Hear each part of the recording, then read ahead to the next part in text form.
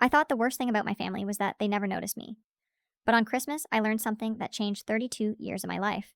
And when my sister started tearing up her own wedding photos and screaming that I was taking the spotlight away from her, I finally understood who I really was to them.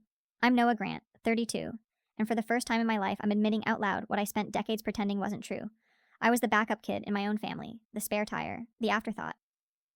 My sister Bria, 2 years younger, sparkly smile, human spotlight, was the one my parents built their world around. And I was whatever was left after they were done clapping for her. I didn't grow up resenting her. Not at first. I was just confused. Kids don't assume their parents don't like them. They assume they're the problem. And God, I spent years trying to fix myself. Be quieter, be smarter, be helpful, be invisible.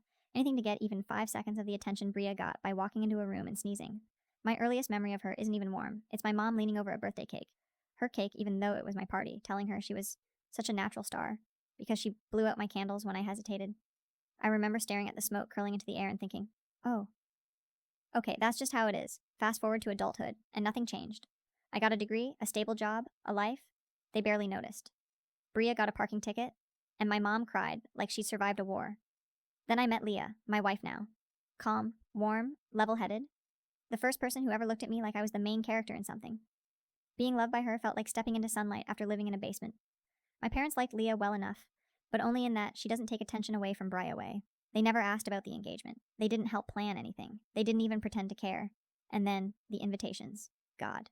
Even now writing this, my throat gets tight. We sent our wedding invitations by certified mail, like responsible adults who know their family might pretend they didn't receive things. I had receipts, signatures, tracking numbers, everything. But when the wedding came and went, not a single one of them showed. Not my mom, not my dad, not Bria, no one. We stood there in that garden, just a small ceremony, intimate, beautiful, while Leah cried quietly on my shoulder because she thought she had somehow caused it. My parents claimed, later, they never got anything, that the post office must have screwed up, that I needed to stop being dramatic. And Bria, she just smirked over the phone. I could hear the lie tightening her voice. I didn't know the truth then, but I felt it, in my bones. Still, I swallowed it. Pretended it didn't hurt. Pretended I wasn't waiting months, for even a scrap of acknowledgement. By December, something inside me snapped. I wasn't angry anymore. I was hollow, numb, done pretending. Hey guys, real quick before we keep going, don't forget to sub and drop a like if you're enjoying the story. Thank you very much. Enjoy watching. So, on Christmas Eve, I made the drive down to their house alone, with every screenshot, receipt, and tracking number saved in a folder on my phone titled Reality Check.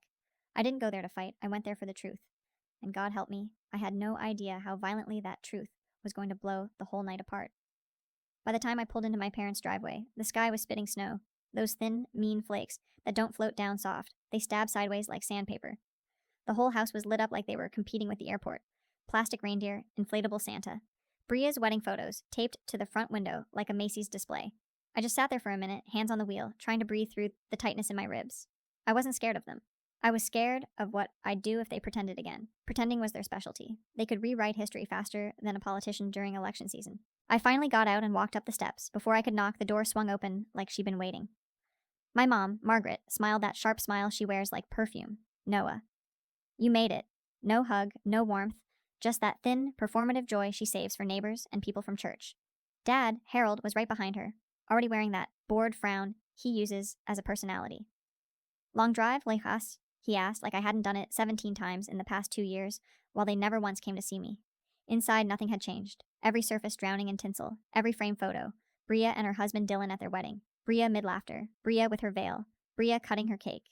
Not one picture of Leah and me. Not our wedding, not our engagement, not even a casual selfie.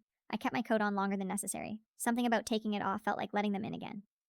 20 minutes later, Bria and Dylan arrived. Loud, late, and acting like their entrance deserved applause. Bria wore a red dress made of pure ego. Dylan looked like he'd just billed someone 600 hours to blink. Mom screeched in delight and ran to hug them. There's my beautiful girl, she said. Words I had literally never heard directed at me. Dylan gave me the stiff nod. Noah, he said like I was a temp in his office. Dinner started out exactly like I knew it would. My mom blathering about Bria's wedding for the 50th time. My dad laughing like he didn't know how to have an original thought. And Dylan sprinkling in stories about big cases, in that smug voice rich men use when they want admiration. Leah wasn't there. She told me to come alone. Said I didn't need an audience to say what I needed to say. She was right. And then, because the universe hates silence, my mom turned to Bria. So honey, how's married life treating you? Bria did her commercial act smile. Perfect. Dylan made non-equity partner, and we're looking at houses. His mom keeps hinting we should start trying for kids soon. My mom's whole face lit up like she'd won the lottery. Then she turned to me. You could learn from your sister, Noah. That sentence didn't even sting anymore. It just clicked something locked inside me. Sure, I said, stabbing at my turkey. Bria tilted her head, pretending innocence. So, little brother, when's your big day? Or are you two still figuring it out? Fork down, breath in. We already had it, I said. Flat, clear. Everything in the room froze. Not like shock, more like offense, like I'd committed a crime by telling the truth. What? Bria blinked hard, her mascara trembling. We got married in June. Silence, real silence. Mom's eyes widened. Dad's face tightened. Dylan smirked, sensing blood. Mom recovered first. That's not funny, Noah. It wasn't a joke. I pulled out my phone, opened the folder labeled Reality Check, and placed it gently in the center of the table, right on one of the gold placemats my mom had bought for Bria's rehearsal dinner. You all got invitations, I said. Certified mail, delivered April 23rd, signed for at this address. I zoomed in. Bria's signature filled the screen. Her face drained of color. I don't remember signing anything, she stammered. That could be anyone. Nope, I said, calm as ice. It's you. Same handwriting you've been using since you forged my name on a detention slip in 8th grade. Dylan leaned forward, lawyer mode activated. Tracking information doesn't prove intent, I cut him off without looking at him. I'm not talking to you. Mom crossed her arms. We didn't get anything. You're being dramatic, Dad chimed in. If you really wanted us there, you could have driven down in person. My jaw tightened so hard my teeth squeaked. I made that drive 17 times. Not once did any of you come to see me. For a second, no one said a thing. No denial, no apology. Just that heavy, suffocating silence families use to punish the person telling the truth. Bria finally whispered, You're blowing this out of proportion. And something in me, that last thin thread, just snapped. This wasn't a misunderstanding. This was a pattern. This was my life. And for the first time ever, I wasn't going to keep pretending it didn't hurt. I should have known they wouldn't fold. My family doesn't apologize. They rewrite. They distort. They turn the person bleeding into the villain holding the knife. So when I laid out the receipts, the tracking, the signatures, the emails, the facts, it was like dropping a match on a room filled with gasoline fumes. Nobody admitted anything. Nobody even blinked in the direction of accountability. Instead, they went straight for the jugular. Mom's voice sharpened first. You're ruining Christmas, Noah. This is supposed to be family time. Why would you bring this drama into our home? Dad followed like her shadow. Your sister's been stressed with the wedding. You could stand to be more understanding instead of attacking her. Bria's hands were shaking now, but she wasn't scared. She was cornered. And Bria hates corners more than anything. She started talking fast, tripping over her own words. I didn't throw anything away. I don't even remember signing it. Maybe the mailman messed up. Maybe someone forged it. Why would I do that to you? Because you always did, I wanted to say. Because I've spent my whole life being collateral damage to your ego. But saying it out loud felt pointless. They'd twist that too. Dylan reached for Bria's arm, trying to soothe her. Babe, relax. He's just confused. Noah, man, maybe you tracked the wrong package. It happens. Let's not blow this into some... I laughed. I didn't mean to. It just forced itself out of my throat, sharp and humorless. Do you think I'm stupid? That's when Bria snapped. She shoved back from the table so hard, her chair toppled over and cracked against the hardwood. Everyone jumped, everyone except me. I'd been expecting something to break. Bria stormed toward the wall and grabbed one of her wedding photos, an oversized canvas of her and Dylan, kissing under fairy lights, ripped it off the hook, and slammed it onto the floor. Glass shattered everywhere. This is what you want, right? She screamed. Her voice cracked, wild. You want to make me look like a monster, is that it? You want everyone to think I ruined your stupid wedding? Dylan tried grabbing her wrist. Brie, stop. Don't touch me, she screeched, yanking away so hard the sleeve of her dress tore. I didn't do anything, he's lying. I stayed seated, calm, detached. Watching her unravel was like watching a truth. She'd been hiding under her skin, finally claw its way out. Mom jumped between us, palms up like she was shielding Bria from a gunman. Noah, look at what you've done to your sister. My sister, who had just smashed a picture frame, nearly cut her own feet open, and accused me of staging a conspiracy against her. Dad pointed a finger at me. If you can't act like part of this family, you can get out. That sentence, God, that sentence hit different. Because it wasn't a threat. It was a reminder. I was never part of this family in the way Bria was. I stood up slowly, chair legs scraping across the floor. That sound alone made Bria flinch like she expected me to lunge. I'm not attacking anyone, I said. I'm telling the truth. I tapped my phone screen. You signed for them. You hid them. You decided my wedding didn't matter because it happened before yours, and everyone at this table knew something was off. You just didn't care. Bria's face twisted, desperate, and furious, and terrified all at once. No, no, no, you're not doing this to me. She grabbed another photo frame off the wall, one of her and Mom at her bridal shower, and hurled it across the room. It smashed against the corner, denting the molding. Mom screamed. Dylan swore. Dad stood up like he might try to physically block her from reaching more things. Bria didn't care. She was shaking now, crying those breathless, ugly sobs that sound more like choking than crying. You always do this. You ruin everything. You can't just let me have one thing. And that, finally, was the truth she didn't mean to say out loud. I stared at her. One thing? Bria, you've had everything. That shut the room down. For a split second, there was no screaming, no excuses, no frantic movement, just the echo of that sentence hanging heavy in the air. And then I felt something shift inside me, this cold, steady clarity that I hadn't had in years. I didn't owe them one more second of myself. Without another word, I turned and walked out. Behind me, Bria screamed my name, more like a threat than a plea. Something slammed, maybe a vase, maybe a dish, maybe another photo of her perfect life, shattering behind me as I stepped in through the doorway. The cold air outside hit me so hard my eyes watered.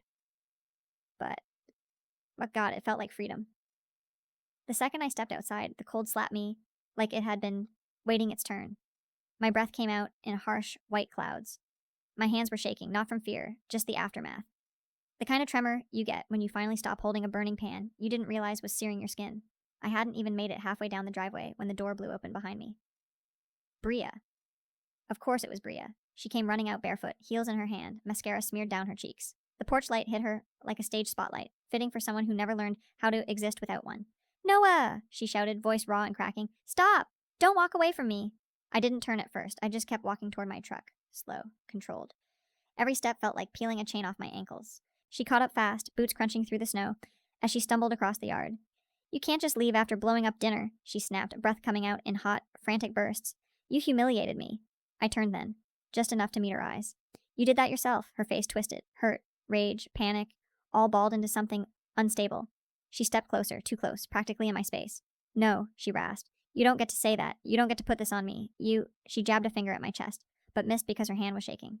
"You're supposed to be on my side." I almost laughed at how absurd that was. "Your side?" I said quietly. "You hid my wedding invitations." She froze, only for half a second, but I saw it, the truth slamming into her, reality cracking through her panic. Then she broke, not gently, violently. She let out this choked sound and grabbed a fistful of snow, throwing it at me like a child having a tantrum. It hit my jacket, fell apart midair, harmless, but symbolic. She grabbed more, snow ice chunks, whatever she could reach, throwing them wildly. "You ruined everything," she screamed. "You don't even understand how hard things have been for me. Mom and Dad, her voice hiccuped. "They expect me to be perfect. They expect me to be the one who shines. You don't get it. You never get it." For a moment, she looked 12 again, scared, spinning out. But that didn't erase what she'd done. I took one step back, enough space to breathe, enough space for her to see I wasn't playing along. And maybe that's what snapped her last thread, because the next words tumbled out like she'd been holding them behind her teeth for months. "I did it, okay?" The words echoed in the cold, sharp enough to bite. Her voice dropped to a shredded whisper. "I took your stupid invitations. I put them in a box in my garage. I was going to throw them out after my wedding, but then things got busy, and I wanted—" Her throat tightened. "I didn't want you taking attention from me." Every muscle in my body went still, and for once, there was no anger, no shock, no betrayal, just relief. Because now the truth was out loud. Finally. She kept talking, frantic, as if confessing fast enough would somehow undo the damage. "I didn't think it mattered. You have Leah and you," she swallowed, trembling. "You always get by. You don't need anything. You don't need them the way I do." That sentence knocked the wind out of me, not because it justified anything, but because it was so pathetically honest. "I wasn't trying to hurt you," she whispered, voice breaking. I just wanted the spotlight, just this once." I looked at her, really looked at her, and I saw someone drowning in a life she'd built out of mirrors and applause. Someone terrified of being ordinary. Someone who'd rather blow up my wedding than admit she wasn't the sun in every universe. But I also saw something else. She was only sorry because she got caught. So I shook my head. Calm. Final. "Not tonight," I said. "Not anymore." Her lip quivered like she was about to collapse, like she wanted me to fix her feelings the way I used to, quietly, invisibly. The good brother who stayed small, so she could stay bright. But I didn't move toward her. I opened my truck door. "Noah, please," she tried again, voice splintering. "Don't leave like this. Don't tell them. Please." I didn't look back. "They already know. They just won't admit it." She sobbed, because the truth was a wound she wasn't equipped to handle. I got in the truck, started the engine. She stood there under the porch light, hugging her arms, shaking, watching me like her whole world was dissolving. Maybe it was. I backed out of the driveway, the tires crunching through ice. For the first time in my life, I felt something sharp and electric under my skin. Revenge wasn't an act. Revenge was a decision. And I had finally made mine. Driving home felt like slipping out of a body I didn't realize I'd been trapped in. The snow blurred the edges of the highway, the world soft and empty, and for once I didn't feel like I had to brace myself. I didn't owe anyone an explanation. Not anymore. By the time I got home, Leah was sitting in the living room, lights dim, tea steaming beside her. She looked up with that quiet, steady presence she has. Like she's a lighthouse and I'm a ship finally pulling into harbor. You okay? She asked. Yeah, I said. And it was the first true thing I'd said all night. I told her everything. Bria's meltdown, the smashed wedding photos, the confession, the begging. Leah listened, jaw tight, eyes soft but fierce. When I finished, she leaned back and crossed her arms. They're going to spin this, she said calmly. They're going to make you the villain. They already are, I said. Leah nodded like she'd expected that. So what are you going to do? And that's when the idea hit me. Not suddenly, not like a lightning bolt, but like something that had been waiting under my skin for years. Nothing, I said. Leah raised an eyebrow. Nothing? Nothing, I repeated, and I felt a slow, dangerous smile pull at my mouth. I'm going to let them talk. Let them build whatever story they want. And then, she asked, and then I'm going to show everyone the truth. Not by sending screenshots, not by fighting with them, not by calling family members one by one. No. My family only responded to one thing. Image, Bria's image, so that's what I would take. Not by attacking her, but by letting the truth walk out into the world where she could no longer control it. I didn't sleep that night. Not because of stress, because for once I had clarity. The next morning, while Leah slept, I opened my laptop, logged onto the family Facebook account, the one Mom insisted we all use for family updates, the same one I had sent an email to months earlier. My fingers hovered over the keys for a long second. I wasn't going to rant, I wasn't going to accuse, I was going to be honest. I typed, just wanted to share a photo from our wedding last June. It was a beautiful day. Not everyone could make it, but Leah and I were surrounded by love. I attached one picture. Just one. Me and Leah under the archway, her dress glowing in the afternoon sun. A picture so full of joy, it hurt. And in the background, clear as day, 4 empty chairs at the front row. Reserve signs flapping in the breeze. Mom and Dad, Bria and Dylan, 4 chairs. No people. I didn't tag anyone, didn't mention anyone, didn't accuse, I just posted it. Then I logged out and waited. It took 12 minutes. 12 minutes before my phone exploded with notifications, messages, calls, not from friends, from family, from cousins, aunts, relatives who lived states away, people who had no idea there even was a wedding. What happened? Why weren't your parents there? Why didn't anyone get invited? Are you okay? What's going on with Bria? The cousins group chat lit up so fast it felt like fireworks. By the 30-minute mark, I got the message I knew was coming. From Mom, take that photo down now. Then another from Dad, we need to talk. You crossed a line. Then another, multiple, frantic, misspelled, from Bria. How could you do this to me? You're making me look insane. Take it down. Noah, please, please take it down. I'm begging you. And then the pièce de résistance, a video call from Dylan. I didn't answer, but he texted immediately. Your post is causing problems. You need to fix this. Now. Fix this. Not tell the truth. Not let's talk. Not Bria is dealing with the consequences of her actions. Just fix this. That's when I felt it fully. The shift. The power turning over. They couldn't bury the truth this time. They couldn't blame me. They couldn't spin it, because I hadn't lied. I hadn't even mentioned them. I simply showed the world the empty chairs, the absence they created. And now everyone wanted answers they couldn't give. Leah walked into the room then, rubbing her eyes. You're smiling, she said softly. Yeah, I said. I think I finally did something right. She leaned on my shoulder. They asked for this. Yeah, I said again. They did. My phone buzzed nonstop, angry messages stacking like cards. But I didn't read them. I wasn't done yet. Because sweet revenge doesn't happen in one blow. It happens in waves. And mine was just getting started. I didn't expect them to implode that fast. Honestly, I thought it would take a day or two. Maybe a dramatic phone call. Maybe Mom writing one of her 5-paragraph guilt essays. But no. My family detonated like a gas leak, needing a lit match. By noon the next day, my post had spread far beyond the Yam family circle. Because my cousins? They have zero sense of privacy. Zero. They screenshot everything. Someone sent the picture to Aunt Carla. Aunt Carla sent it to her church group. Her church group sent it to half the town. Small town gossip spreads faster than wildfire and lasts twice as long. The messages piled in. Why weren't your parents there? Why would Bria miss your wedding? Is she okay? Your photo broke the group chat, LOL. But the real chaos started when Bria posted her own response. I didn't even see it at first. Leah found it and handed me her phone with a face that said, brace yourself. It was a selfie video, shaky, red-eyed, definitely filmed mid-breakdown. Bria sniffled hard into the camera, tears dripping down her cheeks like she was auditioning for a soap opera. I just want everyone to know, she sobbed, that my brother is spreading lies about me because he's jealous of my wedding. Jealous of her wedding. Leah made a soft, choking noise behind me. Bria continued, voice cracking theatrically. I never got an invitation. I would never miss my brother's special day. I love him so much. But he's been struggling emotionally for a while, and I know he's hurting and lashing out. Emotionally struggling. That was her new angle. Not only was she the victim, she was the saint who understood my pain. Then she did the thing I should have expected, but still didn't see coming. She held up a Bible. A literal Bible. I'm praying for him, she whispered, and for my family. Leah slapped a hand over her mouth to keep from laughing. But here's the thing about public lies, they attract public evidence. Within 5 minutes, someone, bless this anonymous hero, commented, "Then why is your signature on the certified mail receipt?"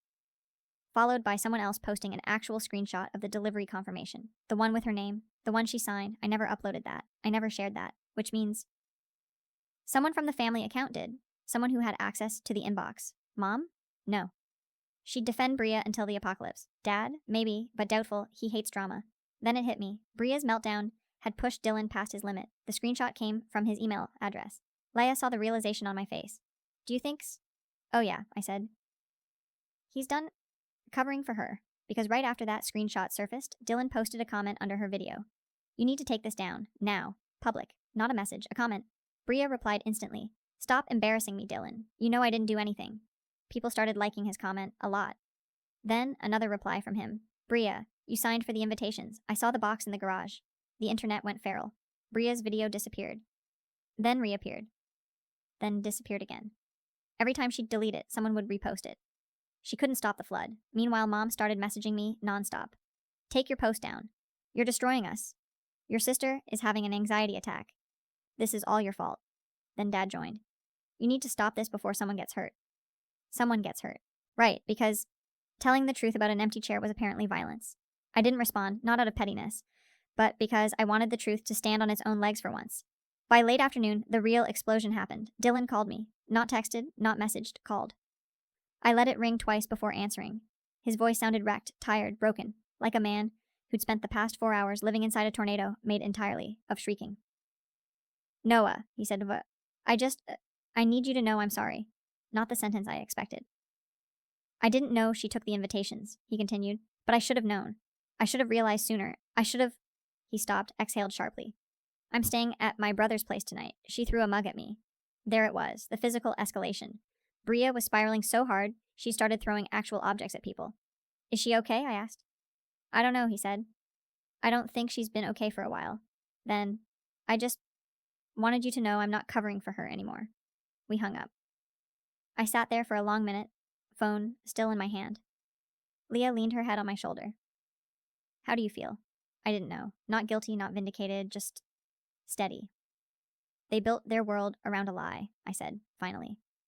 It's not my job to hold it up anymore. And that became the second update moment in my head. Not anger, not chaos, not revenge, just release. And the quiet understanding that their collapse wasn't caused by me. I just stopped carrying the weight of it. The house was quiet the next morning. The kind of quiet that makes you feel like you're inside a snow globe. Leah was in the kitchen making coffee, humming something soft. I stood at the window staring at the flakes drifting down, thinking about how fast everything had unraveled. Not because I exposed anything, because I stopped covering it. My phone buzzed on the counter. I expected more frantic texts from my mom or some half apology from my dad. Instead, it was an unknown number from the hospital 3 hours south. For a second, I didn't move. Then I answered. A nurse's voice came through the line. Calm, practiced. Is this Noah Grant? Yeah. This is St. Felicity Medical Center. Your mother, Margaret Grant, was admitted early this morning. She took a fall and fractured her hip. She's stable, and the surgery went well, but we thought you should know. My first thought wasn't panic. It was exhaustion. Not because I didn't care, but because every crisis in that family somehow arrived like punishment for setting a boundary. Like the universe saying, look what happens when you step away. Leah must have seen something change in my face because she put the coffee down and walked over. What happened? I told her, plain and simple. No dramatics, no layering it with guilt. She fell. Surgery went fine. She's in recovery. Leah searched my face, reading me like she always did. Do you want to go? I didn't answer right away. I just breathed. Going felt like stepping back toward a fire that had scorched me my whole life.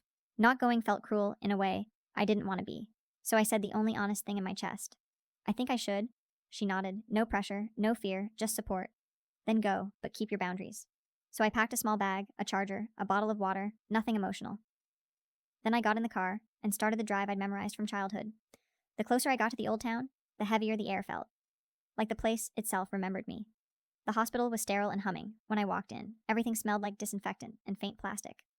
A nurse led me to her room. My mom looked smaller, pale, wrapped in warm blankets, a thin oxygen tube in her nose, but otherwise alert. When her eyes opened and she saw me, she whispered like she couldn't believe it. Noah, you came? I nodded. Dad called. He shouldn't have bothered you, she murmured. I didn't answer that. She looked down at her hands for a long moment, then up again, eyes watery. I've been thinking about everything, she said. About how I treated you. About how I didn't see you. I didn't respond, not because I was angry, because I didn't trust words alone, not anymore. I thought I was doing the right thing, she said quietly. Focusing on Bria, she needed more. I thought you were fine. There it was, the sentence that defined my childhood. You were fine. You didn't need anything. I wasn't, I said softly, but you never asked. Her face crumpled in a way I'd never seen. Vulnerable, frightened, human. The room went still. A nurse entered, checked her vitals, smiled, left. Normal life carried on around us while the two of us sat in 30 years of unspoken wait. You don't have to stay, she said finally. I know. Silence lay between us. Light, not heavy. Something was shifting, but I wasn't sure what. After a few more minutes, I told her she should rest. She nodded. I stood, gave a small polite squeeze to her hand, and walked out. That's when I saw Bria. She was in the hallway holding a small bag of toiletries, lip balm, tissues, a paperback. Her eyes were puffy, mascara smudged. She'd clearly been crying. For hours, probably days. But not the theatrical crying she filmed. This was the drained, swollen kind that comes from real panic. She stopped short when she saw me. Hey, she whispered. Hey, I said back. We stood there, two people with a lifetime of tangled history between us and no script left to read from. She opened her mouth, closed it, tried again. Noah. I don't know how to fix this. I exhaled slowly. I'm not asking you to. Her chin trembled. Are we okay? Not a question I could answer honestly without hurting her. So I gave her the only truth that wasn't cruel. We're not enemies, she nodded, eyes dropping. Okay. She walked past me into Mom's room. I stepped aside without touching her. She didn't try to touch me either. That, weirdly, felt respectful. Dad was in the waiting room, flipping through Pound and through a magazine without reading. He looked up when I approached. She'll recover, he said. Doctor says she's tough. Yeah, I nodded. I know. He hesitated, then added quietly, I'm glad you came. I didn't promise anything, didn't pretend things were fixed. I just said, take care of her. He nodded like he understood the subtext. I left the hospital. The cold air felt cleaner than the stale hallways behind me. The drive back home wasn't heavy. No tightness in my chest, no spinning thoughts, no rehearsing arguments. Just a quiet road and a setting sun. When I pulled into our driveway, Leah opened the door before I reached the porch. She wrapped her arms around me. You okay? She asked softly. Yeah, I said. I think I actually am. And for the first time, maybe ever, that was true. Walking back into our home felt like stepping into another world. Warm lights, the smell of Leah's cooking, our dog lifting his head lazily from the couch. He barely barked anymore, age hitting him slow. None of it was dramatic, none of it begged for attention. It was just peaceful, consistent, safe. Leah had changed into one of my sweatshirts again, sleeves too long for her hands. She took my coat without asking and hung it up, then followed me to the couch. We sat. No chaos, no explanations. Just the quiet hum of existing beside someone who actually sees you. For a long few minutes, she didn't say a word. She just rubbed her thumb along the back of my hand, grounding me. Finally, she asked, how was it? Really? I thought about my mother's trembling voice, Bria's swollen eyes in the hallway, Dad's quiet, awkward gratitude. And then I thought about the clarity I felt as I left that hospital. Lighter, not tangled in guilt. It was strange, I said. But I didn't feel small, not once. Leah smiled. Because you're not small. I breathed out slowly. Relief. Recognition. Something like closure. Later that night, after dinner, I checked my phone. Not out of dread, just curiosity. One unread message from Dad. It wasn't long. It wasn't manipulative. It was just, your mother is resting. Thank you for coming today. I know we haven't been what you needed. We're trying. I sat with that for a long time. Trying. It wasn't an apology. It wasn't enough to erase anything. But it was honest. More honest than anything he'd said in years. I didn't respond right away. I didn't owe instant forgiveness. Boundaries aren't walls. But they're not revolving doors either. Instead, I set the phone down and joined Leah on the balcony. The air was crisp, but not biting. Snow collected gently on the railing, the city lights reflecting off each tiny flake. We're different now, I said quietly, watching a bus pass down the street. My family. Leah leaned her head on my shoulder. I think you're different now, she corrected softly. And they're reacting to that. Maybe she was right. A few days later, an envelope arrived in the mail. Plain, no return address. But the handwriting was familiar, steady, practiced, my dad's. Inside was one of our wedding invitations, the corner bent, a faint smell of old cardboard. A small note paperclip to it. Found this in Bria's garage. Thought you should have it. Dad. I held that invitation in my hands longer than I expected. It wasn't anger, not sadness. Something quieter. Like holding a relic of a life I no longer lived in. Leah walked over, drying her hands on a dish towel. What are you going to do with it? I looked at the gold lettering, our names, our date, the promise we made to each other without anyone else to witness it. I'm keeping it, I said, but not as a reminder of them, She raised an eyebrow. As a reminder, I continued, of how far I've come. I slid it into my desk drawer. Not hidden, not displayed, just present. The next weeks were quiet. No dramatic calls, no sobbing voicemails, no attempts to rewrite reality. Bria, I heard through Dad, was in therapy, real therapy, not the performative kind. Dylan moved back in after a few days. They were working through things. Whether that meant repairing or falling apart, I didn't ask. It wasn't my business anymore. And that was the biggest shift. For the first time, their chaos didn't feel like mine to manage. People sometimes talk about cutting ties like it's a single moment, a dramatic severing. But that's not how it happened for me. For me, it was quieter. Driving home without guilt. Sitting in my own living room without replaying their voices. Choosing myself without needing anyone else to validate it. A boundary isn't a slammed door. It's a new path. One you walk until you realize you don't look back anymore. One night, maybe 2 months later, I was doing dishes while Leah danced barefoot on the kitchen tile, singing terribly on purpose just to make me laugh. She spun into me, her hair brushing my cheek, eyes bright. "This is your real family," she said, and something inside me settled, not an epiphany, more like a truth finally unclenching. "Yeah," I said, "it is." Outside, the snow had stopped. The world felt open.